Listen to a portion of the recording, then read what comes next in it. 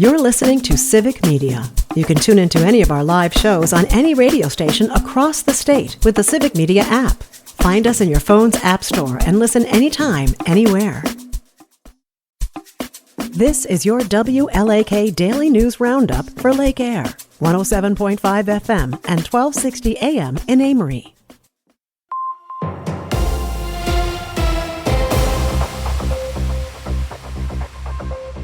For WLAK News, I'm Shali Pittman, filling in for James Kelly. The Wisconsin governor's race just got more crowded. Ryan Sternod announced his candidacy yesterday. I officially announce my candidacy as a Democrat for governor in the great state of Wisconsin. Thank you. Thank you very much. The longtime beer vendor is a former Republican, but he's running as a Democrat. As Civic Media political editor Dan Schaefer reports, Sternod says his focus is on strengthening the working class. Gone will be Act 10. First chance I get. Gone will be right to work legislation. Sternod is the second Democrat to announce for governor after Lieutenant Governor Sarah Rodriguez. Bill Berrien and Josh Schoeman have declared runs for the Republican primary. The race for the governor's second-in-command has also officially kicked off. Democrat Sarah Godlewski announced her campaign for lieutenant governor in Madison yesterday. The Joint Committee for Review of Administrative Rules is a powerful committee in the state legislature. Until recently, it could hold up state agencies from enacting rules. But the state Supreme Court curbed those powers last month and said the Rules Committee couldn't indefinitely hold up the rules process, and now Wisconsin may get a new gray wolf management plan. According to reporting from WisPolitics, at least 5 of 27 rules waiting to be formalized come from the Department of Natural Resources. One is Wisconsin's gray wolf management plan, which has been wrapped up in rulemaking for over 2 years. The plan was approved by the Natural Resources Board in 2023 and received thousands of public comments. Some critics of the plan want the DNR to establish a hard quota for a wolf hunt, but the plan doesn't do that. Instead, it sets population goals in guiding future wolf hunts. It also lets the DNR end hunting in specific regions early. A similar pending rule would do the same in managing elk. Gray wolves are listed as an endangered species, and a wolf hunt soon isn't likely. Gray wolves were delisted during the first Trump administration and relisted as an endangered species in 2022. In that time, though, Wisconsin had a wolf hunt that raised the alarm of conservationists. 218 wolves were killed in just 4 days. The quota was 119. Congressman Tom Tiffany is urging the Department of Justice to recoup funds for the town of Lac-du-Flambeau. He sent a letter Tuesday to U.S. Attorney General Pam Bondi calling payments to the tribe a, quote, extortion racket. The letter comes after a federal judge ruled earlier this month that homeowners have legal rights to 4 roads crossing the Lac-du-Flambeau reservation. The town had paid the Lac-du-Flambeau Band of Lake Superior, Chippewa more than $600,000 for temporary access after the tribe blocked the roads in 2023. According to Judge William Conley, those payments wiped out the town's entire road budget. The tribe had sought $10 to $20 million for permanent access. Judge Conley also noted that the town had asked for help from local, state, and federal governments but received none.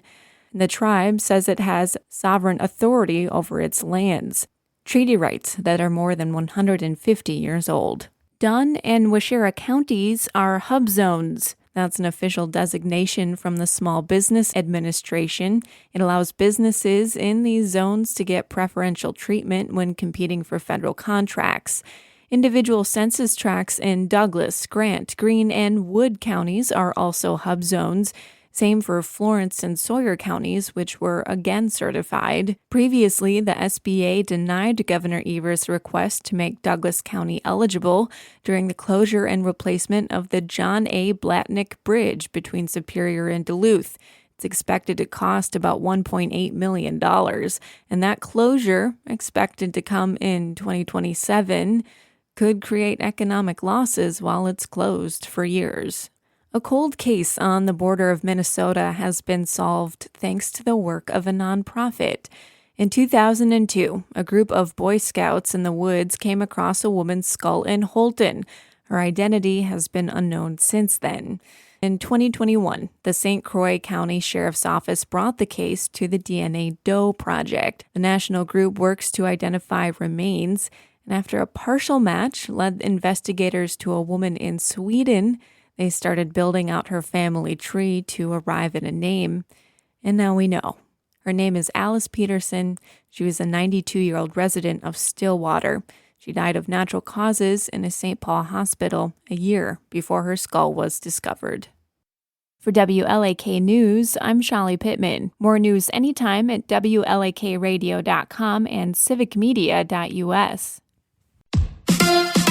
It's the Cubs and the Crew. Hi, I'm Mike Clemens with sports. Baseball. Game 5 of the Brewers and Cubs wrapping up their series in Chicago today. Milwaukee losing last night again, this time 4-3 to the Cubs. The Brewers losing 3 in a row. After a 14-game winning streak, Pat Murphy on what he said to the team. Told him how proud I am of them because there's sometimes things don't go your way. And the wind's blowing sometimes. You can't try to, fight it and you break the branches. You know what I mean? If you try to fight it, and they let the branches blow and they come back and we'll reset. We didn't get the outcome we wanted, but we showed tremendous heart and tremendous relentlessness. NFL, the Packers and the Seattle Seahawks in their final preseason game this Saturday at Lambeau Field. Kickoff at 3 p.m. Today, the two teams holding a joint practice session in Green Bay. In golf, Sam Weatherhead from Hartford, Wisconsin, finishing 10 under par to win the State Open Championship at Black Wolf Run in Kohler. With sports, I'm Mike Clemens.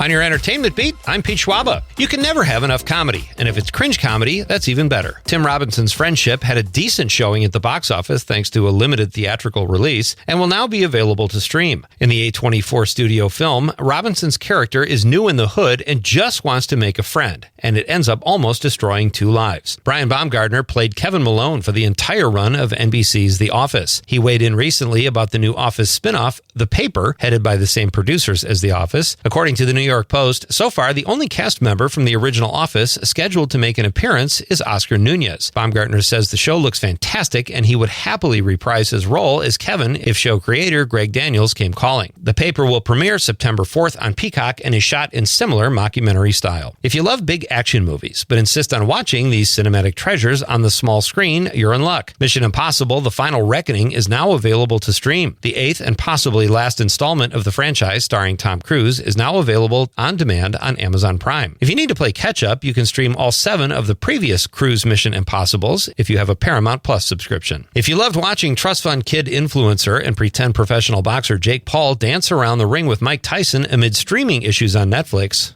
you're in luck. Paul will take on the WBA 14th ranked cruiserweight, that all sounds made up, Gervonta Tank Davis, that also sounds made up. The fight will take place in Atlanta at the State Farm Arena November 14th and only on Netflix, which means you might catch part of it if they figured out their tech issues from the Paul Tyson tap dance. Here's a movie on my radar that should be a big smash based on the classic story and filmmaking team. Frankenstein does not hit theaters until October, but it's directed by multiple Oscar winner Guillermo del Toro and has a solid cast with Jacob Elordi as Frankenstein's monster and Oscar Isaac as Dr. Frankenstein. Mia Goth and Christopher Waltz round out a great ensemble. Frankenstein is based on Mary Shelley's classic novel of the same name. Brian Baumgartner played Kevin Malone for the entire run of NBC's The Office. He weighed in recently about the new Office spinoff, The Paper, headed by the same producers as The Office. According to the New York Post, so far the only cast member from the original Office scheduled to make an appearance is Oscar Nunez. Baumgartner says the show looks fantastic and he would happily reprise his role as Kevin if show creator Greg Daniels came calling. The Paper will premiere September 4th on Peacock and is shot in similar mockumentary style. For more showbiz fun, tune into Nightlight with me, Pete Schwaba, weeknights from 6 to 8 p.m. on the Civic Media Radio Network.